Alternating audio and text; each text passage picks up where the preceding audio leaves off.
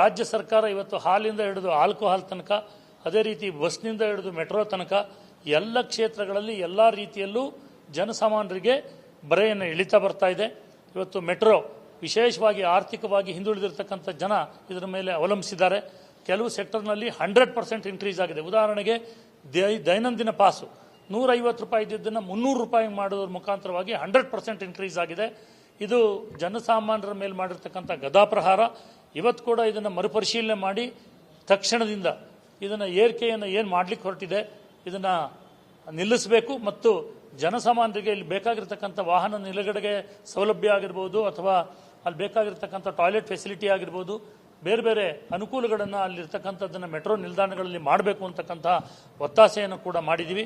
ಇದರ ಕಡೆ ಮಾಡದಲೇ ಇದ್ದ ಪಕ್ಷದಲ್ಲಿ ಭಾರತೀಯ ಜನತಾ ಪಾರ್ಟಿ ಉಗ್ರ ಹೋರಾಟವನ್ನು ಇಡೀ ಬೆಂಗಳೂರು ಮಹಾನಗರದಲ್ಲಿ ತಗೊಳ್ತದೆ ಅಂತಕ್ಕಂಥದ್ದನ್ನು ನಾವು ಹೇಳ್ತೀವಿ.